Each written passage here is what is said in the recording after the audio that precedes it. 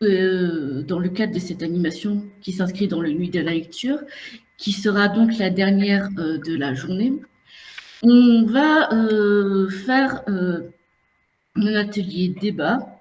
Comme je l'ai déjà expliqué aux participants, nous allons partir avec Alexandra Borsari de la notion de la place de l'auteur dans la société, dans le monde de l'édition, pour aboutir à la question de la valeur travail, du travail plaisir, jusqu'à la présentation de son mode de vie actuel, qui est le nomadisme.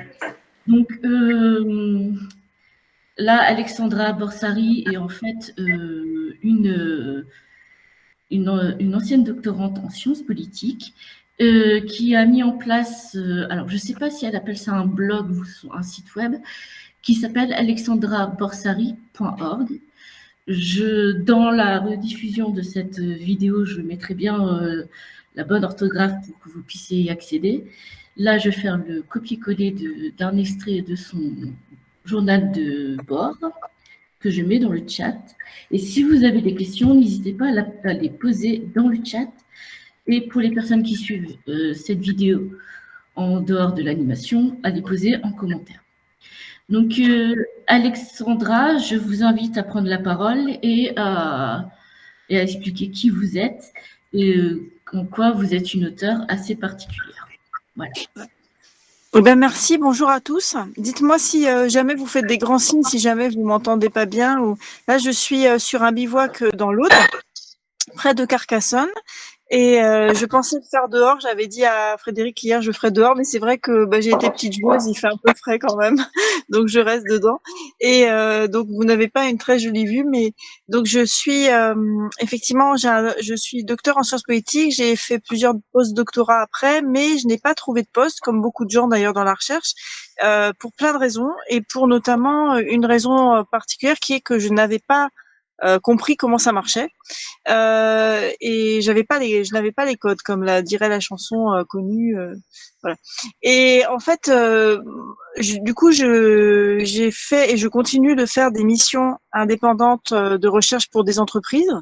Alors souvent c'est étiqueté recherche, mais bon, des fois c'est ok, on fait travailler des chercheurs, mais parfois il y a la dimension recherche, elle est quand même assez mince. Et c'est tout à fait comment dire valable. Il y a pas de, on n'est pas forcément sur de la recherche, mais c'est pas forcément inutile. Mais j'insistais là-dessus parce que souvent, chez les gros, ça passe en crédit d'impôt recherche, et des fois, c'est vrai que c'est un petit peu tiré par les cheveux. Mais tout ça pour dire que au bout d'un moment, je me suis mise à mon compte en 2016 en tant que chercheuse indépendante, et puis très vite, je me suis retrouvée bloquée parce que j'ai été prise dans un système de dette. J'avais traîné très très longtemps un prêt étudiant qui m'a coincée énormément.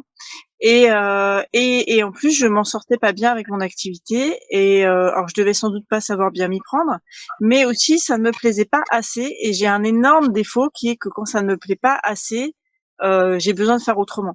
Et à un moment donné, la solution de faire sauter un logement s'est imposée. C'était une manière de. Il y aurait sans doute eu d'autres manières de faire, probablement, puisqu'il y a toujours des solutions à un problème, mais ça a été la solution que j'ai trouvée, qui me plaisait parce que j'avais toujours beaucoup déménagé, en traînant toutes mes affaires, donc en faisant l'escargot. Et là, aujourd'hui, j'ai la chance de ne plus déménager et d'avoir toutes mes affaires avec moi. Et donc, en faisant ça, ça m'a aussi libérée. C'est pour ça que Frédéric parlait de la notion de travail, parce que ça m'a libérée pour des activités qui me rapportent pas forcément. Mais comme j'ai beaucoup moins besoin d'argent, ça ne pose pas de problème. Donc c'est ça, quand on disait, quand on a préparé cette petite heure ensemble avec Frédéric, c'était là-dessus qu'on portait nos échanges sur qu'est-ce que ça veut dire travailler et pourquoi on le fait. Voilà. Et aujourd'hui, je travaille pas moins qu'avant, mais disons que je fais ce qui a plus de sens pour moi. Ça veut pas dire que c'est extraordinaire ou génial, mais ça donne plus de sens à ma vie. Et ça me permet aussi, en ayant un mode de vie qui me coûte moins, avec moins de factures à payer en fait, ça me permet aussi d'offrir une partie de ce que je fais gratuitement. Et d'ailleurs, donc le journal de bord, ça a été longtemps aussi ça a été pendant un moment une interrogation et je trouvais pas la solution. Et finalement, je l'ai trouvée en passant par l'association Framasoft pour le monde du libre, que vous devez connaître ici, enfin ça, sans doute. Et en fait, je suis tombée donc sur. Je savais que Framasoft avait donc développé un service Framabook qui aujourd'hui est devenu une vraie maison d'édition, enfin une maison d'édition. C'était déjà aussi une maison d'édition, mais une maison d'édition qui s'appelle Des Livres en commun. Et par leur intermédiaire, j'ai découvert aussi les services d'Atramenta, qui est un service d'auto-publication en ligne très orienté sur le monde du libre. Donc du coup, les journaux de bord, ils vont être mis en ligne de manière beaucoup plus régulière parce que jusqu'à présent, j'avais sorti l'année 1, l'année 2. Je vais passer en année 6 au mois d'avril. Et donc, j'ai du retard. Vous imaginez que donc il y a 3 années de décalage. C'était aussi dû, ce décalage, au fait que j'avais besoin de prendre un recul sur ce que je faisais et parce que aussi, ce journal, pourquoi il est écrit? Alors, il n'est pas écrit du tout pour faire rêver. Moi, je vends pas du rêve. C'est-à-dire, je vends pas comment dire, je vends pas des belles photos à liker sur Instagram. D'ailleurs, vous voyez le cadre, je suis nulle pour faire les visios, ça s'arrange pas. Mais voilà, ça je sais pas faire et en plus c'est pas le sujet. Mon sujet, il est que j'aimerais partager une réflexion sur nos modes de vie pour savoir comment qu'on soit sédentaire ou nomade ou quoi qu'on soit, en fait, quelle que soit la manière qu'on a de vivre, comment on fait pour avoir des vies plus stimulantes et plus enrichissantes et plus intéressantes pour tout le monde. Parce qu'aujourd'hui, le luxe dont je bénéficie, c'est un luxe d'avoir du temps pour faire ce qui nous intéresse et ça devrait pas l'être. On pourrait se dire qu'un monde du travail qui tourne mieux pourrait être plus intéressant. Voilà, donc j'avais aussi adhéré au mouvement français pour le revenu de base parce que je trouve qu'il porte une réflexion qui est très intéressante, mais je suis là pour le coup, je me suis laissée déborder par d'autres choses et je me suis pas impliquée plus que ça. Donc ça fait partie des projets pour, enfin des bonnes résolutions pour 2022 d'être plus active sur ce front-là. Mais ma manière de militer, c'est aussi ma manière de vivre, parce que quand j'arrive, vous me coupez si je suis trop longue ou si c'est pas intéressant ou si on dérive trop loin vers des choses qui n'intéressent pas, c'est que en me posant dans l'espace public avec mon véhicule. En plus, avant, j'étais en caravane. J'avais en plus le véhicule et la caravane. Maintenant, j'ai plus que le camion. Je me pose aussi souvent régulièrement dans des jardins amis et des terrains. Mais disons que je m'impose, c'est vrai, dans l'espace. Merci, c'est sympa, la personne qui m'a dit que c'était en fait, c'est une manière, en fait, c'est ma manière de militer pour plus de tolérance pour la différence. Voilà, parce que c'est vrai qu'on est dans une société où on est enfin, en tout cas, je trouve qu'on est, mais moi la première, j'avais de grosses barrières on est sur des rails, en fait, on file, on est sur des rails et on a parfois l'impression qu'il n'y a qu'une manière de faire. Et donc c'est ça que je voudrais questionner à mon petit niveau et de manière très modeste. Voilà. Alors, je vais revenir. Je suis pas sûre que tout le monde connaisse Framasoft. Ça, ouais. C'est clair. Qu'est-ce que ça, Framasoft? En fait, c'est dans le cadre des biens communs. Qu'est-ce que sont que les biens communs? Alors, je vais partir du domaine que je connaisse, les livres et l'édition. L'exemple le plus connu dans le cadre des livres et de l'édition des biens communs, c'est le domaine public. Les livres qui sont tombés dans le domaine public, qui après 70 ans après la mort d'un auteur, en France en tout cas, si cet auteur n'a pas fait la guerre, etc., je pense à Antoine de Saint-Exupéry, par exemple, qui a un délai d'entrée dans le domaine plus long parce qu'il a fait les 2 guerres et qu'il est mort pour la France. Les auteurs tombent dans les œuvres des auteurs tombent dans ce qu'on appelle le domaine public et sont donc accessibles à tous.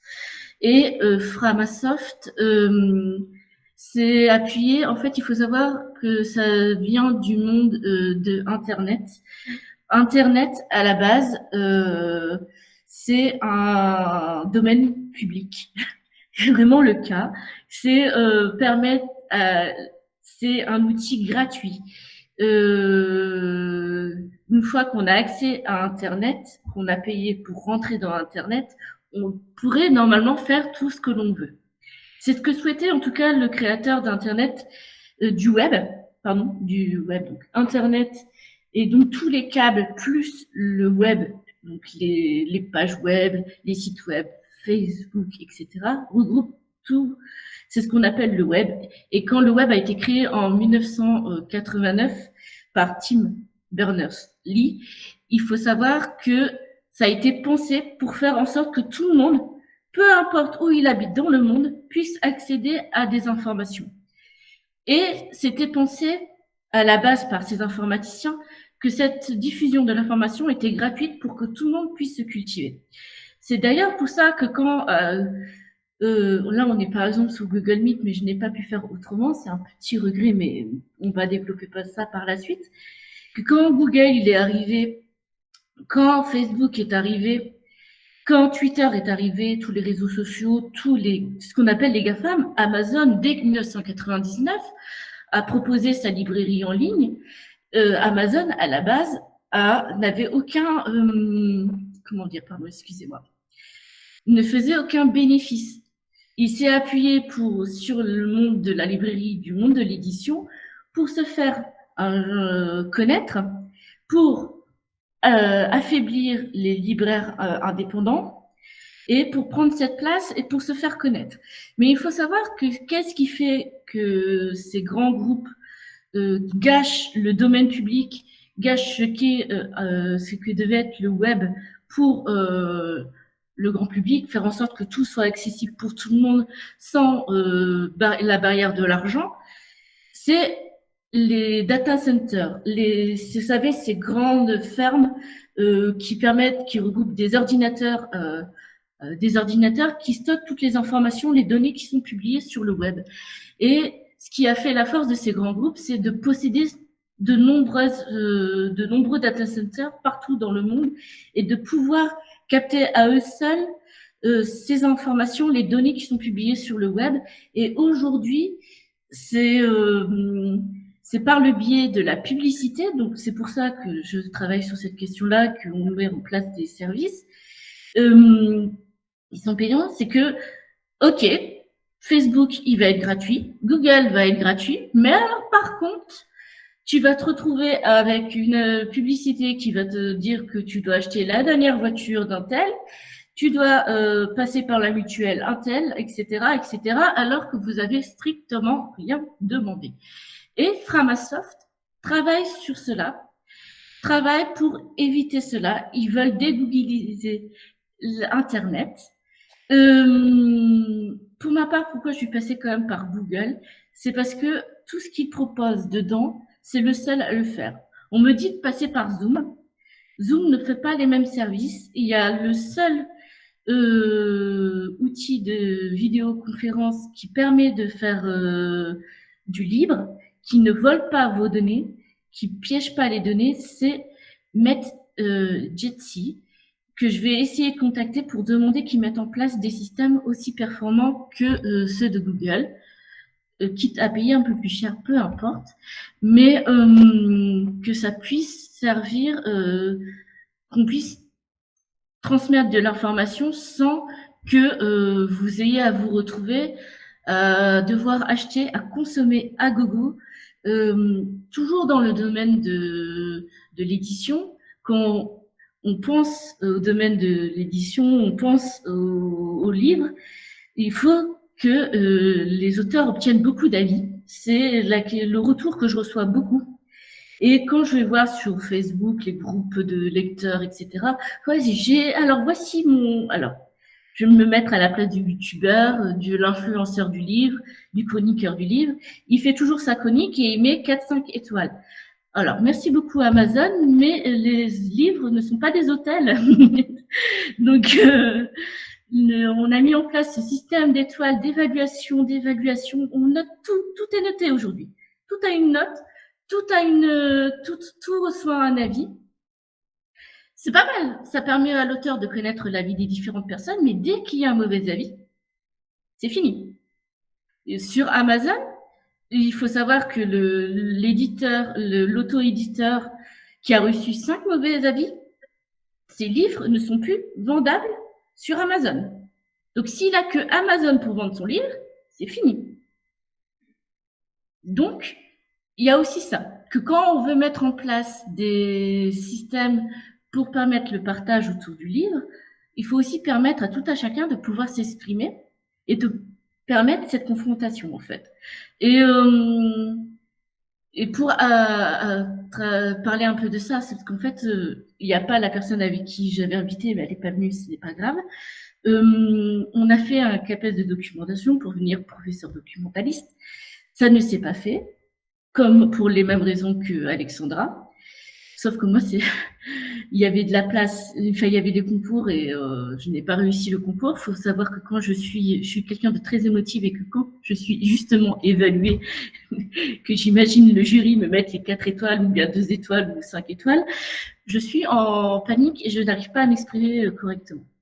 Et dans le cadre de ce concours, j'ai appris beaucoup de choses sur le domaine public, sur le bien commun dans l'édition, et ça nous a permis de comprendre que des auteurs, des éditions, des plateformes permettent aux auteurs de pouvoir publier du contenu, de transmettre des informations, des savoirs, surtout dans le domaine documentaire. Mais comment elle s'appelle? Alexandra, comment s'appelle la maison, pas la maison d'édition, mais l'association qui regroupe, si c'est la maison d'édition, Astramenta, je crois, c'est ça, oui, Astramenta. Astramenta qui permet. Astramenta, oui. Astramenta, pardon. Astramenta, c'est une plateforme, c'est pas une. Je crois pas que ce soit sous forme associative. Je pourrais vérifier. Je crois qu'ils sont sous forme entreprise. Ok. Ben, je présume qu'ils doivent être sous forme de scope ou quelque chose comme ça, ou bien au moins il y a un respect du salariat, du fait de la valeur commune en fait. Que dans l'intérêt du bien commun dans le monde économique, c'est le partage des connaissances, mais aussi le partage des biens et des profits, pour faire en sorte que tout à chacun puisse profiter de la société sans exploiter l'autre. Ce qui est assez important dans notre société. Qu'est-ce que je disais? Oui, donc Atramenta, autant j'allais présenter une plateforme qui regroupe plusieurs éditeurs. Et, par contre, eux, c'est dans le domaine scientifique, donc forcément documentaire. Et il s'appelle Open Edition Book. Et c'est dedans que moi je trouvais toutes mes infos, tous les livres, quand ils étaient au format numérique, en tout cas. Des livres intéressants dans le domaine des sciences de l'information, et que j'étais étudiante, j'allais être sur cette plateforme et j'accédais aux livres qui étaient publiés d'abord au format numérique, et c'était à l'auteur de décider est-ce que le livre est publié sous forme d'extrait, est-ce qu'il est offert en format d'e-pub, en format PDF, etc. Et c'était lui qui plaçait lui-même ses propres barrières, ce qu'on appelle les enclosures dans le domaine, dans le bien des communs, dans le monde des biens communs.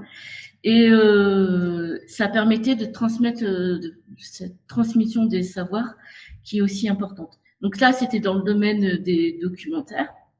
Et dans le domaine de la fiction, c'est donc Astramenta.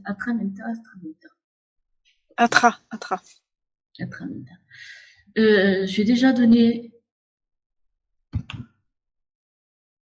le lien. Je mets dans le chat le site Book et Open Edition des documentaires. Et Astramenta. Et si ça t'embête pas d'ajouter également Atramenta, si ça t'embête pas après d'ajouter également des livres en commun, qui est la maison d'édition de Framasoft. Ok. Si tu vas sous la main, des livres en commun. Mais je crois que si tu tapes Framabook, tu vas tomber dessus. Excuse-moi, j'aurais pu préparer ça avant. Non, je te laisse. Il y a aussi des romans dedans, ce que je vois. Donc, en tout cas, Framabook, à partir de Framabook, je pense qu'on peut retrouver ça. Hein. Mais sur Atramenta, ce qui aussi ça peut intéresser les participants, il y a beaucoup effectivement de livres du domaine public qui sont mis à disposition dans une édition très correcte, et il y a aussi beaucoup d'explications sur les différentes licences du livre libre, pardon, parce qu'on peut distribuer son livre en autorisant toutes les modifications, par exemple. On peut aussi le distribuer gratuitement en demandant à ce qu'il n'y ait pas de modifications. Enfin, il y a tout un tas il y a une échelle en fait de gradation dans ce qui est possible ou pas de faire avec une œuvre originale quand elle est proposée au public. Voilà, c'est le principe des Creative Commons. Je ne sais pas si vous Voilà. connaissez ou pas Annie et puis Christine. Le fait que quand on peut publier une œuvre, alors peut-être le logo vous parlera plus. Creative Commons.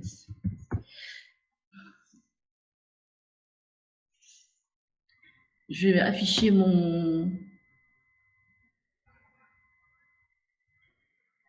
une fenêtre des Creative Commons. Voilà. Là et là. Et en fait, on peut, voilà. Alors, là, ce logo-là, c'est donc Creative Commons, c'est Creative Commons.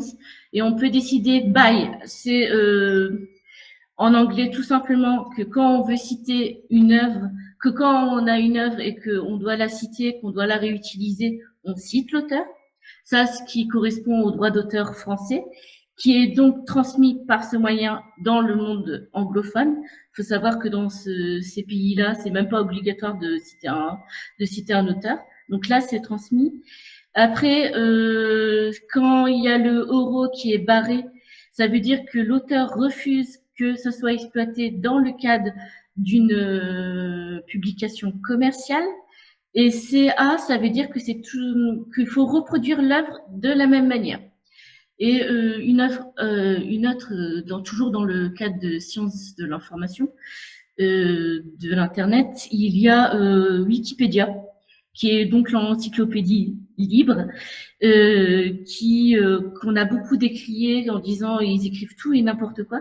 Et en fait, maintenant, plus c'est connu, plus c'est utilisé, plus les informations sont de plus en plus vraies. Comme toute encyclopédie, c'est un outil de départ qui nous permet de découvrir d'autres choses. Et en fait, on peut pas copier Wikipédia comme on veut, parce que il y a justement la licence Creative Commons qui oblige que si on utilise Wikipédia, il faut le réutiliser de la même manière que Wikipédia l'a pensé au départ, que ses fondateurs l'ont pensé. Donc ça protège. La Creative Commons protège. Ça donne la notion de droit d'auteur, que un livre tout écrit appartient à quelqu'un, appartient à un auteur et que par conséquent il y a les droits patrimoniaux et les droits moraux qui en découlent. Que si on à l'auteur de décider de dire est-ce que mon information pourra servir dans le cadre d'une activité commerciale ou pas. Et si ça rentre dans une activité commerciale, il faut demander l'autorisation à l'auteur. C'est ce que nous, dans le cadre de Créalecture, on va toujours faire ça. Nous, la mise en place de nos animations, on va utiliser des extraits. On demande toujours l'autorisation à l'auteur. Quand on vous demande, notamment aussi la question du droit à l'image, on vous demande toujours avant, on ne va pas enregistrer la vidéo et dire après, ah, vous êtes apparu à la caméra, est-ce que vous acceptez ou pas d'apparaître à la caméra ou bien tout simplement de vous enregistrer et que vous balancez sur Internet. On est en France et il y a la loi et il faut la respecter et puis par respect, on ne filme pas quelqu'un à son insu et on ne vole pas le travail de quelqu'un d'autre à son insu. Et pour ce qui est de la copie dans les mêmes conditions, ça permet de protéger l'œuvre, toujours. Et ça permet de protéger l'œuvre dans sa globalité et comme l'auteur original a pensé. Voilà ce qui en est dans le cadre des Creative Commons, des biens communs dans le monde de l'édition, de la place de l'auteur, le fait que ce soit l'auteur lui-même et pas forcément un éditeur qui lui dicte les lois de ce qu'il doit faire avec son livre qui est mis en place. Et si on parle du Creative Commons, c'est une double protection. Il y a le droit d'auteur et il y a les Creative Commons que si on veut qu'un livre soit publié, soit réutilisé, que ça soit fait dans sa globalité et pas uniquement des idées, des citations qui partent par-ci, par-là, sans qu'il y a l'auteur qui soit cité, etc., etc. Je voulais aussi, avant de partir sur un autre sujet qui soit toujours en lien avec l'édition, c'est vous présenter cette auteure qu'on ne voit pas. C'était, parce qu'elle est décédée malheureusement, une chercheuse dans les sciences de l'information qui est décédée en 2017, Louise Merzeau. Et en fait, si vous êtes intéressé par ce domaine et par tout ce que je viens de vous raconter, qui découle de sciences de l'information, elle a mis en place en 2013, si je ne me trompe pas, un master sur ces biens communs, etc. Et toutes ces œuvres, vous pouvez y avoir accès gratuitement parce qu'elle a décidé dans son vivant, juste avant de mourir, que ces œuvres, qu'ils n'allaient pas attendre 70 ans, que ces œuvres tombent dans le domaine public dès sa mort. Dès le jour de sa mort, le lendemain, ces œuvres sont tombées dans le domaine public. Donc, si vous êtes intéressé, tous ces ouvrages sont accessibles dans le domaine public, donc sont accessibles gratuitement et vous avez accès à toutes les informations de chercheuses, toutes les données qu'elle a recueillies, qu'elle a traitées dans le cadre de ses recherches sont accessibles gratuitement. Je vais rechercher si elle a mis en place des livres de vulgarisation pour bien expliquer, parce que certains chercheurs en sciences de l'information sont bien costauds quand même. Donc, s'il y a des livres de vulgarisation ou des choses comme ça, je vais essayer de rechercher et de les mettre dans Créa Lecture. Et puis, contacter les personnes qui sont ces ayants droit pour voir qu'est-ce qui peut être mis en place pour elles, etc., etc. Donc, voilà pour ce qui en est du bien commun dans le monde de l'édition, de la place de l'éditeur dans l'édition, parce que on vous explique tout cela, mais il faut savoir que dans le monde de l'édition, si l'auteur est dans le schéma classique, d'ailleurs, c'est ce qui pose un peu problème pour nous en tant que développeurs d'organismes culturels, c'est que l'auteur est comme le libraire indépendant, est tout en bas de la chaîne en fait. Et pour un livre qui va coûter 10 €, pas un livre qui va coûter qui va coûter 100 €. Si un livre va coûter 100 €, pardon, si le livre coûte 100 €, c'est un super bouquin, on est d'accord. Bah, l'auteur va toucher que 7 € sur ces 100 €. Donc maintenant, vous mettez ça sur un livre qui coûte 20 €. À la fin, s'il vend un livre, l'auteur dans le monde de l'édition classique ne touche que 1 ou 2 € maximum. Maintenant, si le livre est vendu sur Amazon, il faut que l'éditeur réfléchisse encore en plus à soit il augmente le prix du livre, soit à laisser le prix, mais dans ce cas-là, il va encore baisser la marge pour l'auteur. Parce que l'éditeur va toujours se prendre sa marge et veiller en sorte, parce qu'il est assez logique pour qu'il puisse publier d'autres livres. C'est le monde de l'édition qui est comme ça. Ainsi que quand un auteur accepte de publier grâce au bien commun, de publier dans l'édition libre, il donne l'accès au lecteur de dire vous avez accès à un extrait, profitez-en. Et après, si vous le voulez vraiment, mon livre au format papier, vous pouvez l'acheter. Voilà. Et s'il est suivi dans le monde de l'édition libre, les éditeurs sont un peu moins...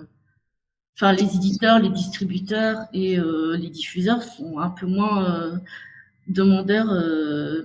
comment je vais dire ça?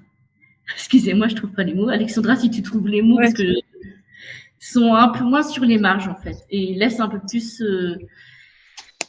permettre à l'auteur de se rémunérer davantage. C'est ça que je veux dire.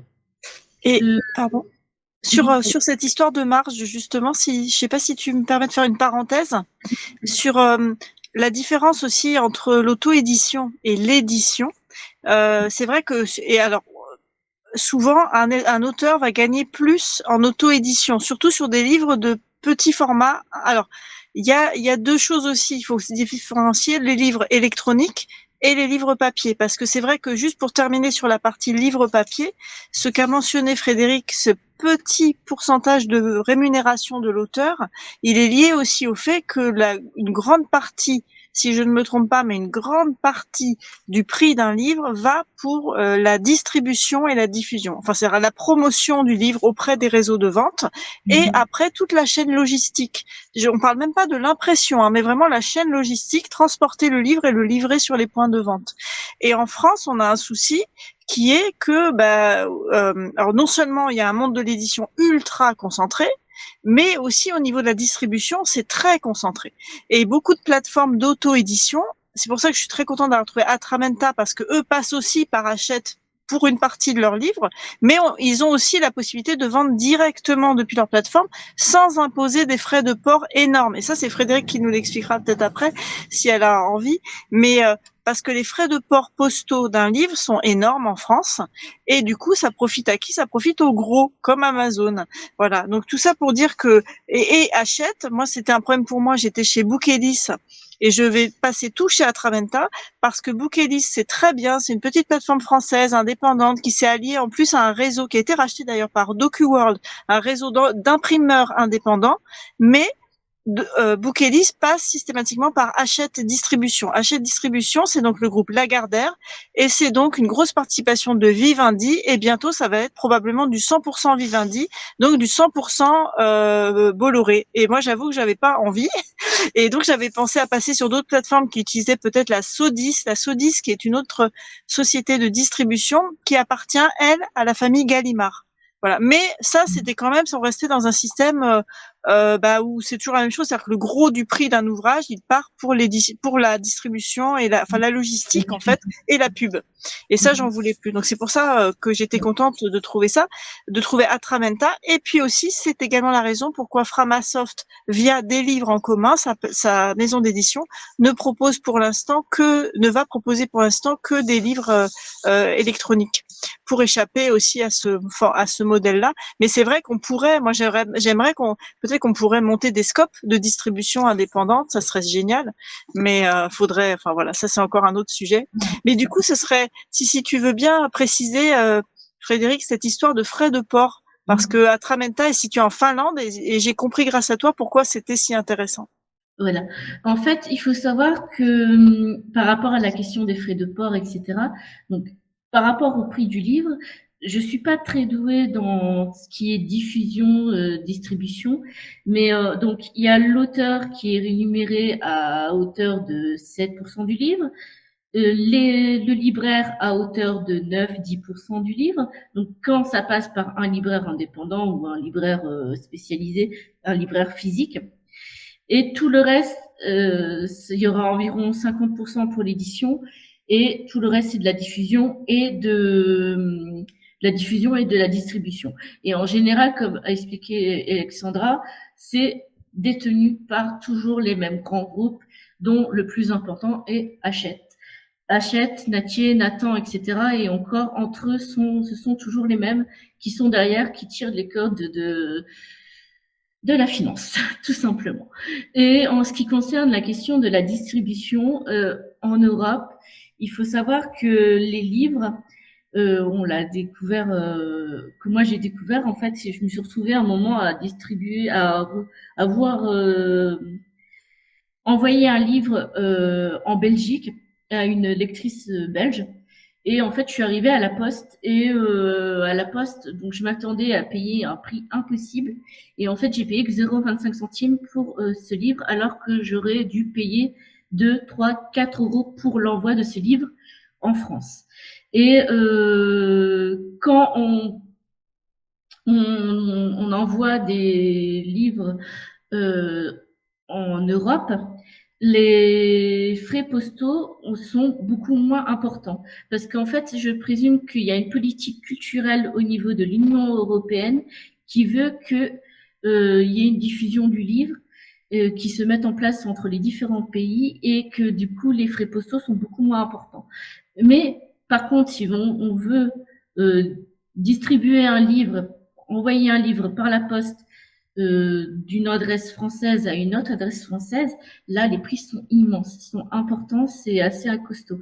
Et justement, c'est sur ça que doit aussi sans doute jouer Amazon, c'est que eux, ils sont basés leur siège social est basé en Finlande, et que comme ils se font beaucoup enfin, qui traitent tous les domaines et qui traitent tout type d'objets, ils n'ont plus besoin de faire payer les frais de port. En France, il est décidé qu'il y aurait un frais de port minimal, donc on va sans doute nous demander, je crois que ça a été mis en place, mais sauf que j'achète plus mes livres sur Amazon. J'expliquerai pourquoi ensuite. C'est en cours de discussion. Hein. C'est en cours. Je ne crois pas que ce soit voté encore, les frais de port minimum. La question du frais de port, c'est que le petit libraire va envoyer son livre, ou bien la petite maison d'édition va envoyer son livre pour un frais de port de 8 € en France, de France en France. S'il l'envoie en Belgique, en Suisse, en Espagne, il va payer beaucoup moins cher. Les 0,20 centimes, moi, ça m'a scotché. Et par contre, Amazon va continuer toujours à faire des frais de port minimum. On va avoir 0,50 centimes de frais de port pour un livre, et on aura les petites maisons d'édition à côté qui vont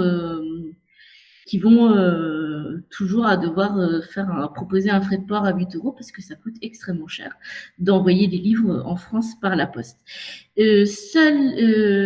Pour bénéficier de tarifs beaucoup plus réduits, ce sont des structures comme des associations comme Faire Lire, l'association Faire Lire, qui sont reconnues d'utilité publique, qui ont droit à cette réduction de la part de la Poste, la fondation SNCF, la fondation des livres de la SNCF, etc., etc. Sachant que eux, je présume qu'ils font envoyer les livres par les trains dans des services spécifiques, etc. Sachant que la SNCF emploie pour leurs employés des bibliothécaires. Il y a des bibliothécaires à la SNCF pour leurs propres employés. Donc, je présume que les livres sont envoyés pas par colis, mais par conteneur, etc., etc. Donc voilà, je présume que c'est comme ça que ça fonctionne. Voilà pour ce qui est du thème du livre et du monde du livre, de la question de l'économie du livre, de la place de l'auteur, des choix qu'il peut mettre en place pour permettre la diffusion du livre. Et on va arriver à la question qui, justement, on a parlé ce matin, vous étiez là tous les deux, Annie et Christine, sur la place du travail plaisir. Alors, excusez-moi. On avait vu ce matin avec Marie Boulet qu'elle elle travaillait dans le monde du parfum et qu'elle a fait un livre sur le thème du parfum. Et Alexandra a écrit c'est son journal de blog sur la question du nomadisme et de la question d'être nomade ou bien d'être sédentaire en fonction de son choix de vie, de sa liberté, de la liberté par rapport au travail et d'être libre face au travail. Et ça nous amène à la question de savoir est-ce que le travail est uniquement un outil pour se rémunérer et vivre sa vie, ou est-ce qu'on peut faire de son travail une passion, et ou est-ce que sa passion peut être son travail, vice versa. Et pour cela, il y a la question du revenu universel, etc. Alors, excusez-moi, je suis en train de réfléchir à comment je vais formuler la phrase. Il y a la question du revenu universel. Alors, effectivement, c'est porté par des philosophes, des politiciens qui sont de gauche. En fait, c'est de percevoir dans la société comment on peut partager les revenus, en fait. Est-ce que tous les revenus doivent forcément être rendus à des actionnaires dans le monde des entreprises? Est-ce que le revenu doit dépendre des actionnaires, ou est-ce que ça peut être partagé entre les différents salariés? Est-ce que ça peut être partagé entre tous les individus d'une société, des citoyens d'une société, d'un pays, etc., etc. Et quand on a préparé cet atelier avec Sandra, je me suis souvenue d'une émission radio qui s'appelle Par Jupiter, que j'ai enfin retrouvé le titre, dans lequel Abenour Bidar parlait de ça, de ce revenu, universel.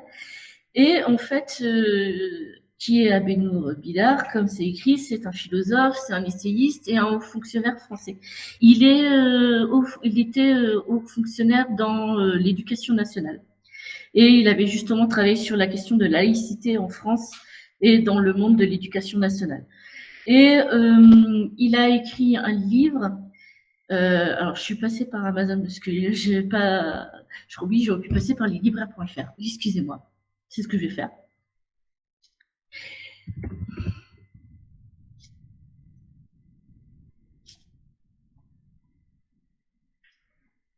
J'espère qu'il y est d'ailleurs. Allez, non. Bon, bref. Abenour Pinard, pourtant je l'explique, dans le livre que je vais vous présenter, a parlé de cette question du revenu universel et il allait jusqu'au point de dire que est-ce que le travail est obligatoire dans notre société? Est-ce qu'il n'y a pas d'autres moyens? Voilà.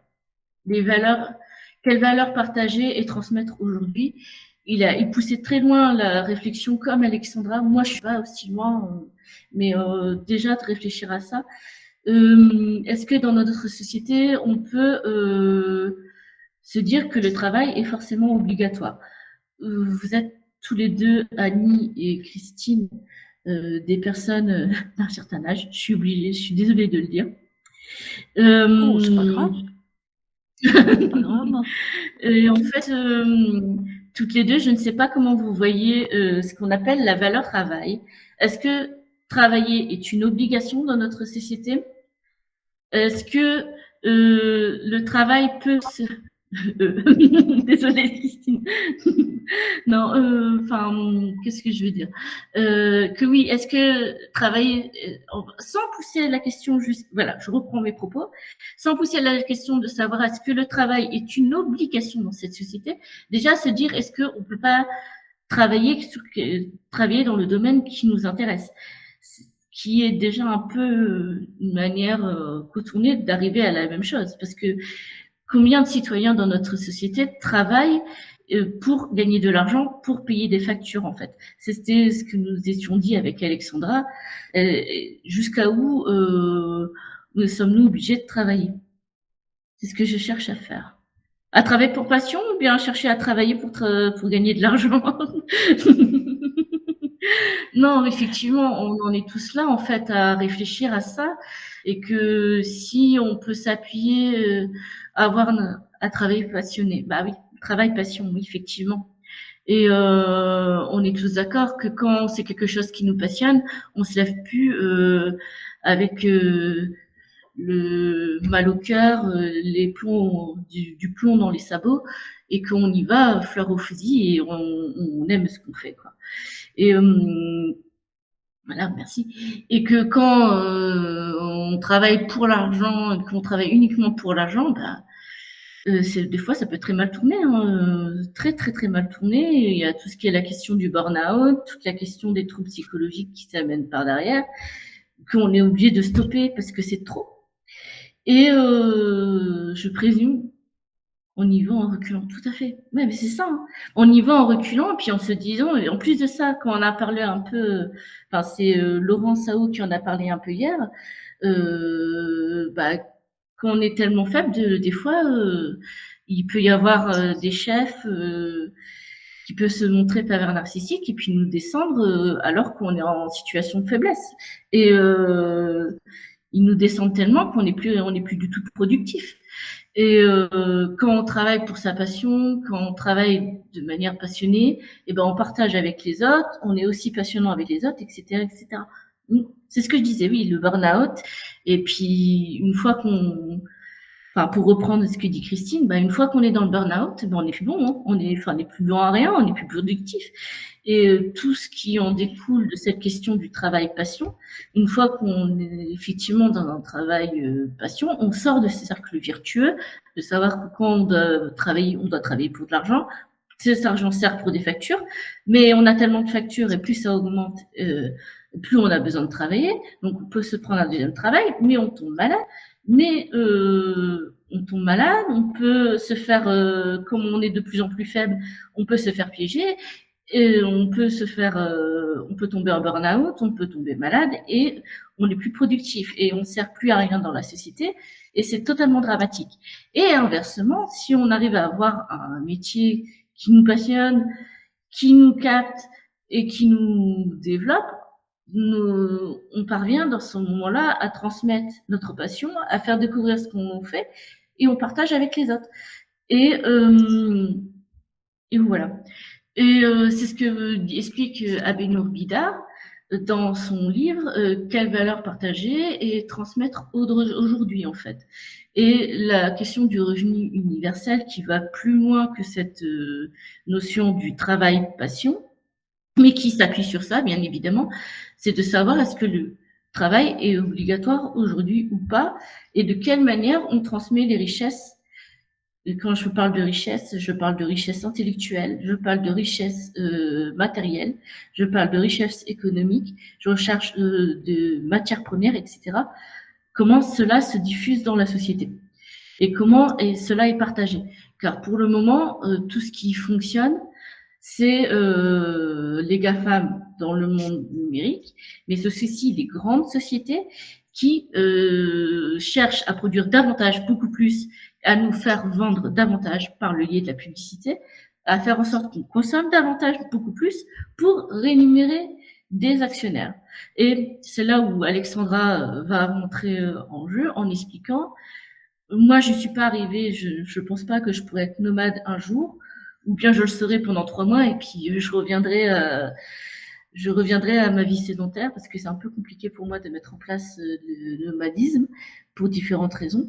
Et Alexandra, là, c'est là où tu peux intervenir et d'expliquer pourquoi tu as eu besoin de devenir nomade, de décider que toi, dans ta vie, ton travail, ça sera un travail passion. Bon, même si pour le moment, tu dois mettre en place quelques services pour te rémunérer, mais que ton espoir, c'est de diffuser tes livres et la vente de tes livres papier. Alors, oui, je te remercie. En fait, juste pour faire la jonction, justement, cette histoire du revenu de base, c'est parce que c'est aussi une manière de casser cette idée préconçue, à mon sens, hein. Je dis pas forcément quelque chose de juste, mais en tout cas, ce que je dis, je le pense, mais ça veut pas dire que j'ai raison. C'est que je pense qu'il faut, cette notion c'est la notion de travail, la valeur travail, où en fait, on estime qu'on doit trimer, ça fait partie des lieux communs, hein, qu'on partage tous. Il faut trimer pour gagner son pain, mais quand on regarde tout en haut de la chaîne, on a des gens qui vivent de leur rente. Et en fait, d'instaurer un revenu de base, ça rééquilibre, ça donne une forme c'est une forme de redistribution pour revenir à de l'égalité. Parce que si on reprend typiquement le domaine du livre et de l'écriture, parce qu'en fait, on parle livre, mais du coup, on se focalise sur l'objet. Donc c'est bien, mais le domaine de l'écriture, il y a très très peu d'auteurs qui vivent de leur plume. Pour la plupart, ils ont d'autres boulots à côté. Et en fait, pourquoi? Parce qu'en France, et ça je le dis sous le contrôle de gens qui ont travaillé là-dessus, et je pense en particulier à la Ligue des auteurs pros, qui a fait partie de tout cet ensemble d'associations et aujourd'hui qui représente en fait les écrivains et les créateurs aussi de bandes dessinées, les dessinateurs. Eux, ils ont beaucoup bossé là-dessus et ils ont notamment été dans toutes les réflexions avec le gouvernement pour essayer d'améliorer les statuts sociaux des auteurs et le statut de l'auteur. Moi, je suis pas tellement concernée parce que je suis à mon compte. Alors ça, ce sera aussi encore une autre discussion qu'on pourrait faire, les choix de statut. Je suis en EURL, c'est-à-dire en SARL à associé unique. Donc, je ne fonctionne pas en droit d'auteur. ce qui est encore une autre manière de faire. Mais ceux qui sont strictement en droit d'auteur fonctionnent avec notamment, l'AGSA a été remplacé, ça a basculé sur les URSSAF. C'est tout un bazar. Ça méritera encore d'autres débats. Mais tout ça pour dire que ça marche pas bien. Et que en fait, il y a de manière latente cette idée qu'un artiste, ça produit et que si c'est bon, ça va faire un carton et qu'il va forcément vivre de son art. C'est pas comme ça que ça marche. Et du coup, on voit un petit peu, mais ça c'est ma manière de voir. Encore une fois, j'ai pas forcément raison, mais je pense que d'une manière générale, dans l'esprit des décideurs publics, il y a cette idée fausse, à mon sens, qui est que finalement c'est un peu comme dans le foot ou la corrida en Espagne, je pensais à ça, ce sont des espèces de shortcuts sociaux, c'est-à-dire des échelles, des courtes échelles sociales où on va venir, qui vont permettre à des gens qui viennent de tout petits milieux sociaux, s'ils ont du talent, forcément ils vont être repérés et ils vont percer et devenir des étoiles, alors soit dans le cinéma, soit dans l'écriture, soit dans le sport, etc., etc. Mais c'est ça, on oublie complètement que ces exceptions, en fait, elles cachent toute la misère derrière. Moi, je me plains pas parce que je suis pas miséreuse parce que justement, j'ai très peu besoin d'argent. Mais les auteurs qui doivent bosser 15 heures par jour pour payer parce qu'ils ont des enfants aussi. Moi, c'est vrai que n'ayant pas de famille à nourrir, j'ai beaucoup moins de frais aussi. Mais quand on est pris à la gorge par des factures, etc., on peut pas être dans la création. Et on se prend en retour le discours social dominant qui est tu n'y arrives pas parce que tu n'es pas au niveau. Or, c'est tout un contexte qu'il faut rendre favorable à la création et c'est ça qu'il faut changer. Et c'est ça peut-être que permet de mettre en place, que permettrait de mettre en place un revenu de base. Donc tout ça pour dire que moi la solution c'était faire sauter un logement fixe. Parce que je suis pas sans domicile, mais faire sauter un logement fixe, ça m'a fait sauter plus de la moitié de mes frais mensuels. Voilà. Et donc maintenant, l'idée, ça serait d'aller faire sauter les frais de carburant et d'entretien d'un véhicule si j'arrive un jour à passer en vélo, si je suis assez courageuse pour ça. Et du coup, c'est vrai que on s'était dit aussi peut-être pour finir, je sais pas si les autres participants voulaient nous en dire peut-être plus. Je sais qu'il y a eu quelques petits échanges par écrit de Christine notamment, j'ai vu, mais quelques petits mots, mais qu'est-ce que vous en pensez de ça? Parce que travailler, c'est une chose. Après, il y a aussi cette histoire que le travail, c'est pas forcément une fin en soi. Quand on est, comme Frédéric et moi, passionné par quelque chose, le travail peut être une passion, mais on n'est pas forcément toujours passionné par quelque chose. Ma meilleure amie, par exemple, elle a pas elle est prof d'anglais dans un collège. Je pense qu'elle fait très bien son boulot. Il n'y a pas de problème. Elle est très investie, mais par contre, elle n'a pas de passion à côté. Elle n'a pas de volonté de laisser une œuvre. Quand je dis une œuvre, c'est pas pour être, c'est pas de la prétention, hein, c'est de dire construire quelque chose comme quelqu'un qui ferait de la peinture de manière très assidue, etc., etc., ou qui écrirait. Donc, elle n'a pas cette envie-là. Donc, on peut aussi ne pas avoir ces envies-là, mais la société devrait permettre justement des espaces différenciés pour qu'on puisse à la fois contribuer, mais également avoir cet espace de développement personnel, individuel, parce que développement personnel, ça renvoie à d'autres notions qui me plaisent pas forcément. Mais et finalement, quand on creuse un peu, c'est mon intuition, mais j'ai pas encore une fois forcément raison. Je me dis c'est aussi antisocial quelque part de réclamer du temps pour soi. Donc, comment est-ce qu'on fait pour rester dans la solidarité, mais en même temps, alors c'est vrai qu'avec les communs, on y est, parce qu'avec les communs, par exemple, en partageant ce qu'on fait de manière gratuitement, et le terme de gratuité d'ailleurs, il devrait être questionné là-dessus, parce que c'est peut-être pas exactement. Voilà. Je vais Je vais reprendre la passer. parole. Voilà, je t'en prie. Et en fait, ce qui est dans le monde des communs n'est pas forcément gratuit. Ce qui est Voilà libre aussi. n'est pas forcément gratuit. C'est pas une obligation.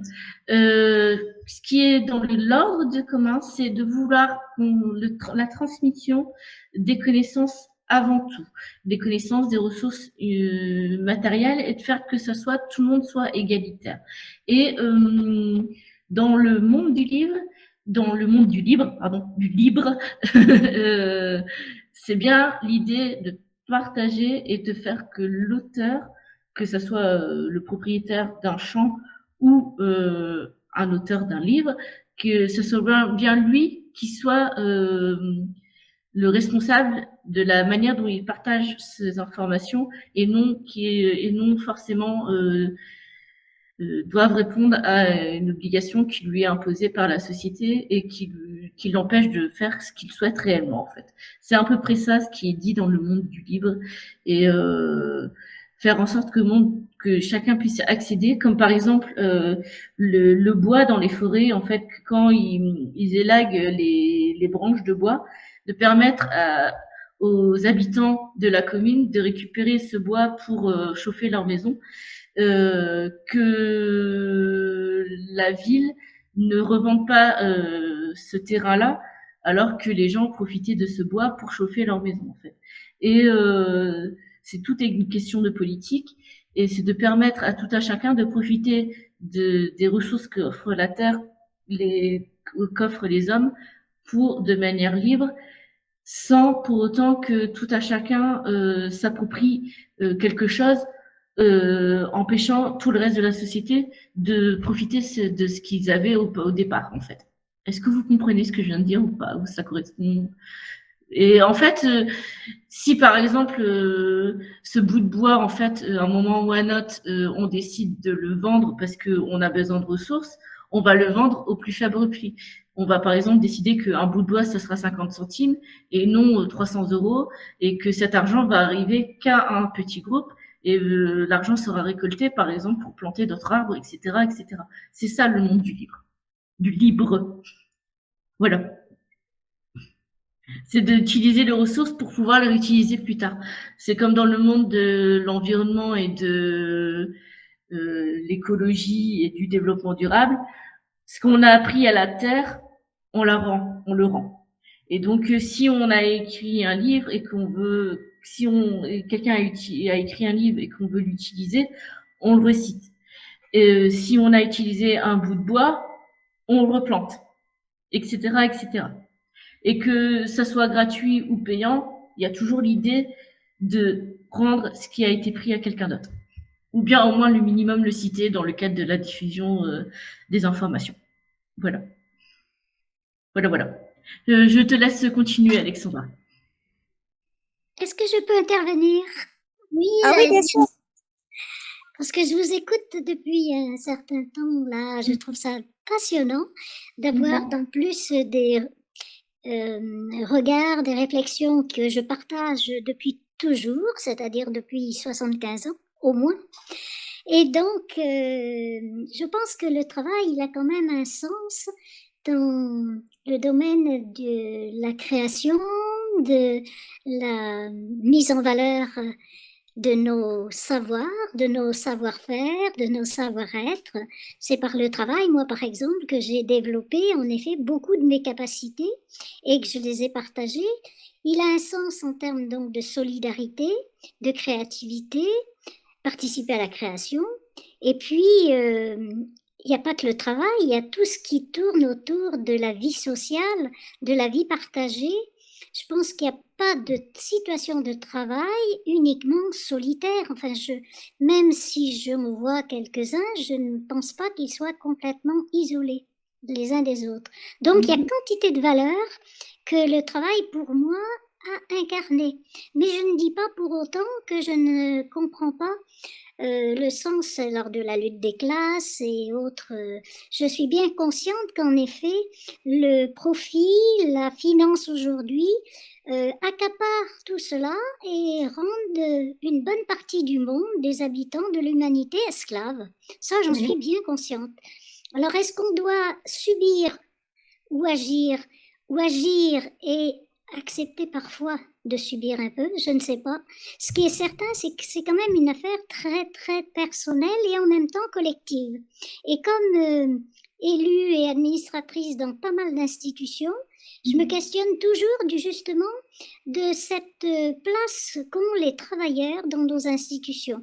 Et en particulier cet après-midi, j'étais en lien avec des personnes qui me parlent de maltraitance institutionnelle dans le monde du travail. C'est vrai que ça m'interroge aussi et que là, on doit avoir un regard très, très attentif pour faire en sorte qu'elle n'existe pas, qu'elle soit transformée, qu'on l'attaque par toutes ses sources et qu'on puisse mieux être dans le monde du travail. Ça, je suis entièrement d'accord avec vous là-dessus. Sur le revenu universel, j'ai pas réfléchi.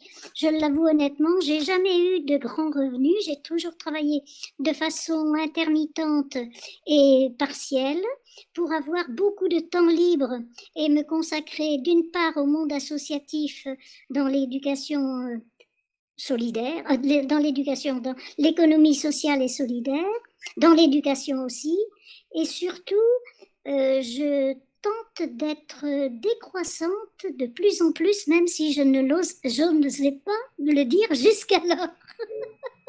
Voilà, donc je vous rejoins là-dessus. D'accord. Alors, je vais juste accueillir Amal qui a 1 heure de retard. Désolée de te la prendre, Amal. Amel, pardon.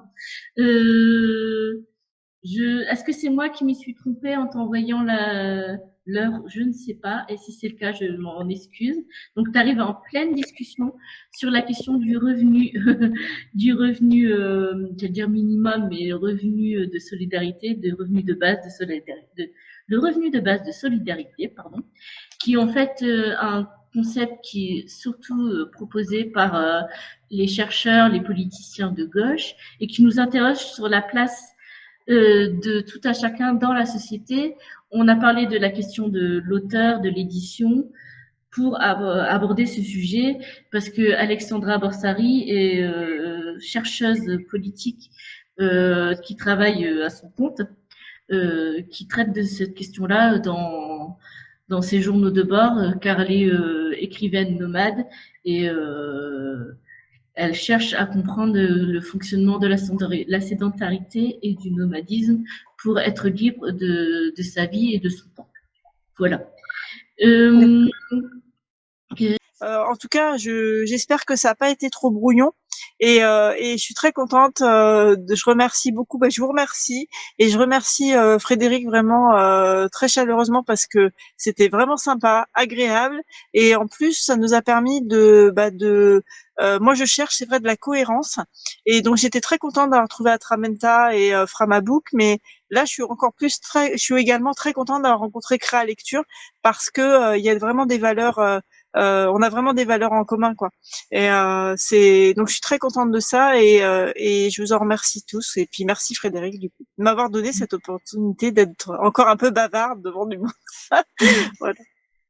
Je voulais juste faire un point parce que là on voit à la vidéo ton site. C'est à partir de là que vous allez pouvoir découvrir ces journaux de bord, ces extraits et pouvoir accéder aux livres papier si cela vous intéresse. Faire les choses. Après, tu te demandes quel outil on peut mettre en place, quels sont les dispositifs qu'on peut mettre en place. Lire. Lire, toujours lire. Ou bien, si c'est pas lire, au moins chercher à s'informer en se mettant dans la tête que ce que l'autre va nous donner comme information, c'est il faut la vérifier. Est-ce que son information qui me l'a fournie, d'où est-ce qu'il la sort? D'où est-ce qu'elle vient? Qui est derrière qui fournit cette information? Qui la fournit? Qui est derrière? C'est une telle personne pour qui elle travaille. Si elle est éditée, qui est l'éditeur? Etc., etc., etc. C'est un travail qui est certes long, qui est certes pénible, mais ça permet d'éviter la fausse information et ça permet d'éviter les dérives qui sont très inquiétantes dans notre monde actuel. Et ça nous permet de revenir en arrière, effectivement. Et effectivement, alors il y a la lecture. Après la lecture, comme je l'ai expliqué hier, c'est lire un livre sur un domaine précis et on va faire une recherche d'information, etc., etc. C'est un livre de fiction, mais si le livre nous a passionné, on va faire une recherche sur Wikipédia qui va nous amener vers un autre livre qui est un documentaire. Qui est l'auteur de ce documentaire? Est-ce que l'argument qu'il va citer nous paraît hyper tranché, très très extrême? Ou là, attention, d'où est-ce qu'elle vient cette information? Qui soutient-il?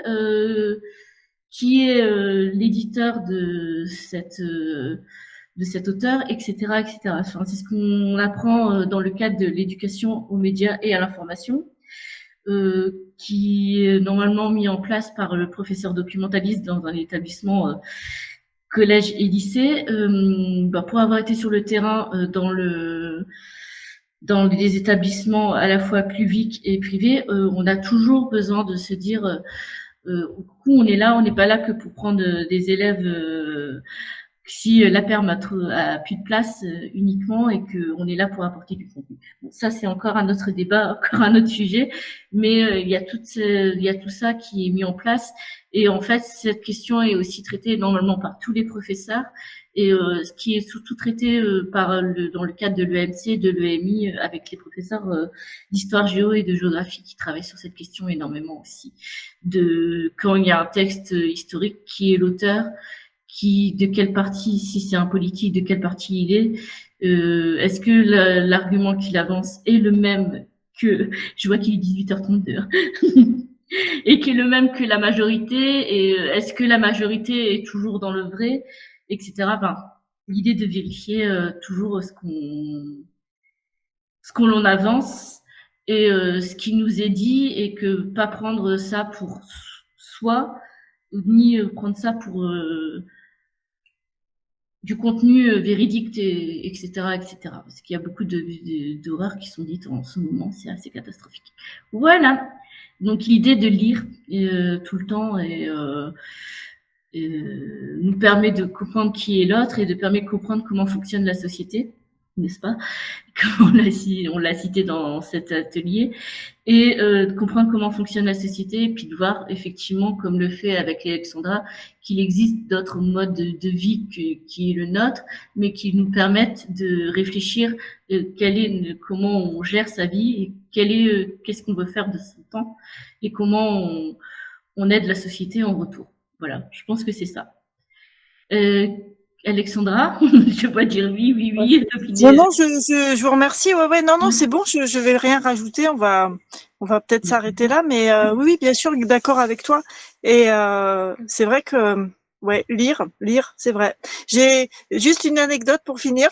Quand ma nièce est née, elle va avoir 5 ans bientôt, et j'en parlais avec quelqu'un avec qui je travaillais à ce moment-là sur un projet, et je lui disais voilà, qu'est-ce que je peux faire? Et il me disait, mais même tout petit, il me dit, tu l'inondes de bouquins, des bouquins. Et c'est vrai qu'il y en a pour tous les âges, et ça c'est super. Et du coup, je suis très très contente parce qu'elle adore les histoires et lire, et du coup, c'est pas si difficile que ça de donner le goût aux enfants plus tôt. Et ce que tu disais juste après aussi, c'est votre boulot, vous documentaliste dans les écoles aussi. C'est vrai que c'est une grosse carence. On voit ça j'ai l'impression, avec la crispation aussi des débats, il y a beaucoup de gens qui prennent comme des attaques le fait qu'on soit pas d'accord avec eux, alors que c'est tellement dommage, et ça s'apprend, et c'est voilà. C'est et donc le ça, but c'est de la démocratie, quoi. Et voilà. c'est le but de notre démocratie, c'est justement de confronter les différentes les idées que l'on a, qui s'appuient sur des informations véridiques et justifiées. C'est ce que j'ai dit dans les bienfaits de la lecture. Pour revenir très rapidement avant de conclure, c'est que on donne des livres aux enfants, mais quand ils sont petits, on reste à côté d'eux, en fait. Voilà, c'est justement l'attachement qu'on a avec les parents qui se met en place, qu'on découvre la langue et qu'on découvre comment manipuler un livre, et que là vient le plaisir de lire. C'est parce qu'on entend des histoires qui nous sont racontées, et que après on découvre le livre, comment ça fonctionne, comment il tourne, comment on tourne les pages, etc., qui fait qu'on découvre le plaisir de lire. Après, ça peut arriver à tout âge, et comme je l'ai expliqué avec Annie, on commence par des petits livres. On commence tout doucement, et puis après on arrivera plus gros, mais il faut pas. Si par exemple on commence par un gros livre, ça va nous dégoûter. On commence à son stade, à son niveau, puis on avance, etc., etc. Voilà. Donc on va terminer avec cette animation parce qu'il est déjà 18h36. Merci beaucoup de nous d'avoir partagé votre temps avec nous, et d'avoir partagé vos idées, vos ressentis vis-à-vis de ce sujet qui est pas simple à aborder. Ouais. Et vous allez retrouver cette vidéo en replay sur YouTube et sur la plateforme Créa Lecture.